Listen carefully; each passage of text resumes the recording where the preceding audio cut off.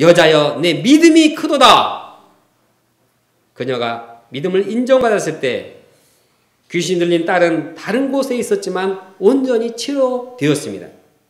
예수님에 대한 큰 믿음이 공간을 초월해서 역사하는 힘을 얻었습니다. 우리가 여인의 큰 믿음을 소유하기 원합니다. 흉악한 귀신의 세력이 우리를 무자비하게 괴롭힙니다. 귀신의 세력은 본문에 나오는 가나안 여인의 딸에게만 들어가는 것이 아닙니다. 우리 각 사람을 유혹합니다. 우리 생활의 각 영역에서 우리를 이제 통해 침범하고 있습니다. 저도 마음을 방심하면 그 틈을 타서 귀신의 세력이 들어옵니다. 동역자님들도 귀신의 세력에 유혹을 당합니다. 어떤 분은 세상 친구하고 얘기를 좀 하다 보면은 그렇게 마음이 예수 믿어서 평안했던 마음이 다 깨지고 막 불안해지고 이제 신앙적인 생각을 다 잃습니다. 두려움과 염려로 바뀝니다. 캠퍼스에는 귀신의 세력으로 시달리는 많은 젊은들이 있습니다. 물질주의와 쾌락주의를 통해서 귀신의 세력이 들어옵니다. 사람들이 귀신의 세력이 들어오면 이거 어떻게 쫓아낼 수가 없습니다. 귀신 잡는 해병이라고 하지만 해병도 쫓아낼 수 없습니다. 사람의 힘으로는 도저히 할 수 없는 일이 귀신의 세력을 쫓아내는 것입니다. 어떻게 사람이 귀신의 세력을 쫓아낼 수 있습니까? 여인은 예수님께 주시는 부스러기 은혜만 있으면 할 수 있다고 믿었습니다. 예수님께서 주시는 부스러기 은혜만 가지고도 귀신의 세력을 물리칠 수 있습니다.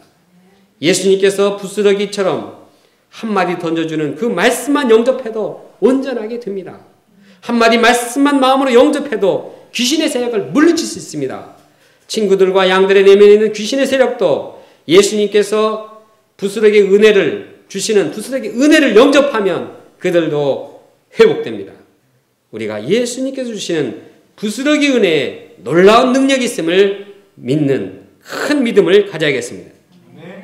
재학생 때 제가 수양회 때 말씀을 전했습니다. 요한복음 9장에 나오는 소경거지에 대한 내용입니다. 저는 메시지 맨 마지막에 한마디를 그때는 한마디 하고 딱 했는데 한마디면 족하지 않니? 그거였습니다.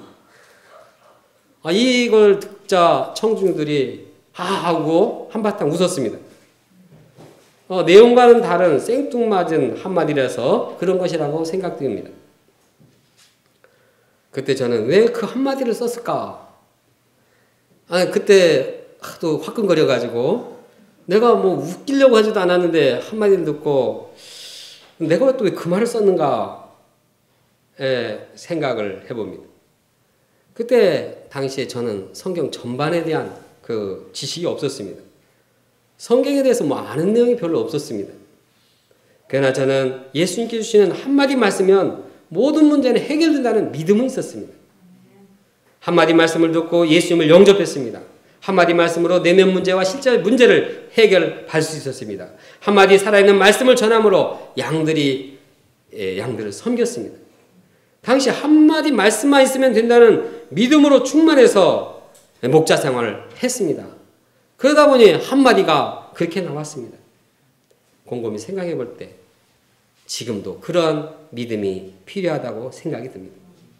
예수님께서 부스러기 은혜만 베풀어도 우리가 해결할 수 없는 심각한 문제를 해결할 수 있다는 믿음을 가져야 합니다. 그만큼 예수님의 능력은 무한히 크시기 때문입니다. 셋째, 여인은 어떤 상황에서도 변치 않고 예수님을 메시아로 믿었습니다. 이 여인은 귀신 들린 딸로 인해서 괴로웠습니다. 힘들었습니다. 어떻게 할 줄 몰랐습니다. 그런 상황에서 예수님을 메시아로 믿고 나왔습니다. 주님, 주 다윗의 자손이요 하고 예수님을 인정했습니다. 처절한 고통 속에서 예수님을 메시아로 영접했습니다. 그런데 예수님은 그녀의 간청에 아무 말도 응답하지 않으셨습니다. 침묵만 하셨습니다. 예수님의 제자들까지 그 여자를 왕따시키려고 했습니다. 여자는 완전히 외톨이가 된 상황이었습니다. 그러다가 예수님께서 한마디 하셨는데 이것은 그녀를 도와주겠다는 말이 아니었습니다. 그 반대의 내용이었습니다. 이스라엘 백성에게는 돕지 않겠다는 것이었습니다. 그래도 이 여인은 변치 않고 예수님을 주님으로 메시아로 영접하고 붙들었습니다. 자신이 기대하지 않았던 상황이 연출되어도 그는 예수님에 대한 믿음이 변치 않았습니다. 주여 저를 도와주십시오. 예수님께 지속적으로 간구했습니다. 예수님께서 그녀를 개취급을 했을지라도 여인은 정말 귀신 들린 딸로 인해서 너무 괴로운데 예수님마저 이러한 여인을 위로하지는 못할 망정 외면하시고 개처럼 무시하는데도 불구하고 이 여인은 Yes, Lord. 예, 주님. 맞습니다. 옳습니다. 그 여인은 예수님을 향해서 이런 상황에는 좀 너무하지 않습니까? 이건 해도 좀 너무하지 않습니까? 과연 예수님의 메시아라면 이런 것은 아닌 것 같은데요. 이렇게 말하기 쉽지 않겠습니까? 그러나 여인은 어떤 힘든 상황에서도 예수님이 반응이 없어도 침묵을 하셔도 오래 기다려도 또 원치 않는 반응이 올지라도 주여 올소이다 의심하지 않았습니다. 예수님을 끝까지 주님이요 메시아로 믿었습니다. 이는 보통 믿음이 아닙니다. 큰 믿음입니다. 마치 욥이 어떠한 고난과 역경 속에서도 하나님을 줄기차게 믿는 큰 믿음입니다. 많은 사람들이 예수님을 메시아로 믿고 따르다가도 상황이 힘들어지면 믿음을 잃어버립니다. 어제만 해도 그렇게 막 믿음으로 태산을 옮길 것처럼 하다가 오늘 그냥 갑자기 뭐 얼굴이 완전히 돌변하고 그냥 하얘지. 왜 그러냐? 그러면 상황이 어려워지면은 그냥 믿음도 싹 따라가는 거죠. 예수님을 따르던 제자들 생각해 보십시오.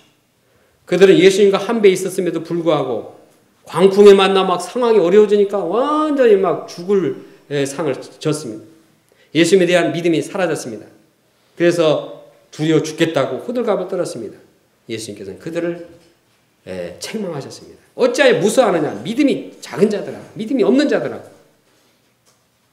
예수님을 따르던 제자들도 상황이 바뀌면 예수님이 옆에 있어도 이렇게 믿음이 사라집니다. 그러나 이 여인은 인생의 큰 광풍 앞에서도 믿음이 떨어지지 않고 또 오래 기다리고 예수님이 외면하시고 침묵하시고 개취급을 하셔도 무시해도 예수님을 메시아로 인정하고 예수님을 끝까지 붙들었습니다. 참으로 대단한 믿음입니다. 우리가 이 여인의 믿음을 배우기 원합니다. 예수님께서 우리 기도를 들으실 때 우리는 예수님을 메시아로 믿기 쉽습니다. 센터 건축 역사 믿음으로 해서 잘 이루어지면 정말 예수님은 살아계신 주님이시다 이렇게 영접하기 쉽습니다. 그러나 어렵고 힘든 상황이 닥치고 예기치 않은 상황이 벌어지고 예수님께서 도와주지도 않고 뭐 그냥 아무 둘러봐도 해결책은 없고 그냥 완전히 사면초가에 있을 때 예수님을 메시아로 믿지 못하고 낭망하고 절망하기가 쉽습니다. 그러나 이때에도 변치 않고 예수님을 메시아로 영접해야겠습니다. 과거 한 자매님으로부터 2년 동안 스토킹을 당한 경험이 있습니다. 어떤 데는 하루에도 두세 차례씩 전화를 해서 욕을 하고 위협했습니다. 아주 그냥 살벌한 간을 어떻게 하겠다느니 초등학생 다니던 요셉이도 협박 전화를 받았습니다. 또 센터에 찾아와서 리브가 목장에 구타를 하기도 했습니다. 캠퍼스에 와가지고 유인물을 나눠줘서 또 비난했습니다. 도서관 화장실마다 다 유인물을 붙여가지고 비난했습니다. 교무과에 팩스를 보내가지고 또 공격해도 했습니다. 참 괴로웠습니다. 그냥 지칠 줄 모르게 한 여인이 이렇게 참 시달리게 하니까 참 힘들었습니다. 근데 나중에 잡은 방향이 있었습니다. 그것은 과거 제 자신이 어떤 죄인이었는가를 알고 이제 전화를 받은 후에는 하나님께 와서 기도했습니다. 하나님, 그 자매를 통해서 제가 어떤 죄인인가를 깨닫게 해주셔서 감사합니다.